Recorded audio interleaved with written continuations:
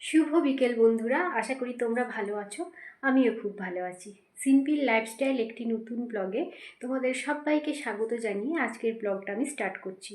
আজকের বারটা হচ্ছে বৃহস্পতিবার, আর এখন বিকেল 4:15 বাজে।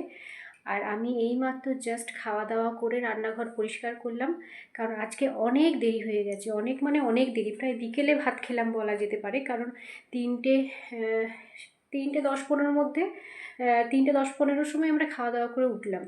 আর আজকে এত দেরি করে ভাত খাওয়ার কারণ হচ্ছে আজকে বাড়িতে দুটো পুজো ছিল। আর আজকে পাতা লক্ষ্মী, অনেকেই জানো হয়তো তোমরা, পাতা লক্ষ্মী পুজো ছিল বৃহস্পতিবার। আর আজ তোমরা তো জানোই আজ 4 দিন আমাদের বাড়িতে নারায়ণ এসেছেন, 5 দিন হলো আজকে নিয়ে। তো ওই দুটো পুজো ছিল, নারায়ণ পুজো আর লক্ষ্মী পুজো, দুটো পুজোই ছিল। তো ওই জন্য অনেকটা দেরি হয়ে গেছে। আর পুজোতে মা ভোগ রান্না করেছে, ওই জন্য আর দেরি করে আসতে বলেছিলেন কাকাকে পুজো করার জন্য। তো কাকা পুজো করতে এসেছিলেন 11:30টার সময়।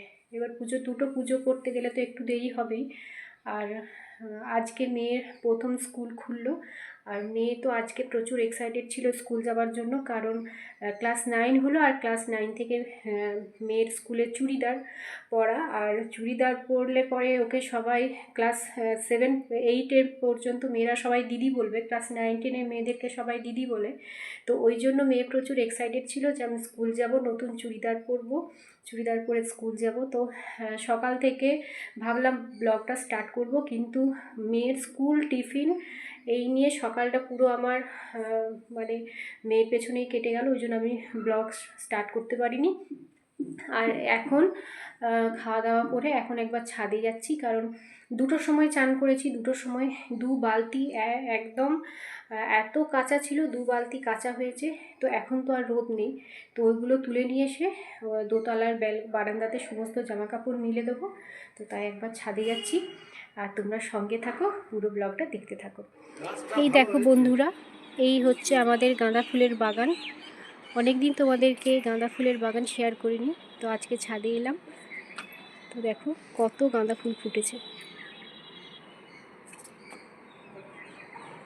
আর বন্ধুরা, তোমাদেরকে একটা কথা বলা হয়নি, আজকে আমার বাবা আর মা আসছে। তো ওরা দুটোর সময় বেরিয়ে পড়েছে বাড়ি থেকে। আর আশা করি 4:30-5টার মধ্যে ওরা বাড়ি ঢুকে যাবে। তো তার জন্য আমি আজকে খুব আনন্দ যে আমার মা আর বাবা আসছে। তো তোমরা সঙ্গে থাকো, পুরো ব্লগটা দেখতে থাকো। তো বন্ধুরা দেখো, মা আমার জন্য হাতে বানিয়ে ঠেকুয়া নিয়ে এসছে। আর আমি রসমালাই খেতে ভালোবাসি, তাই বাবা আমার জন্য রসমালাই নিয়ে এসছে। আর এখন আমি বসে বসে সন্ধ্যেবেলায় বানাচ্ছি সরু চুগলি। সরু চুগলি খেতে আমার বাবা আর মা দুজনেই খুব ভালোবাসে।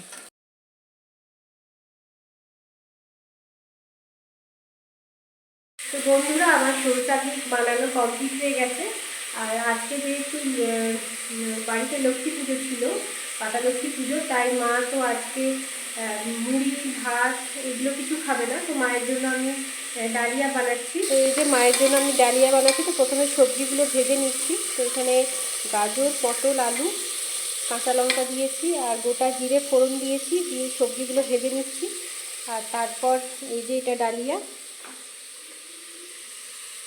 এই ডালিয়াটা দিয়ে দেবো সবজিগুলো ভাজার পর। বাবাকে খেতে দিয়ে দেবো, তাই এখানে দুধটা গরম হতে দিয়েছি।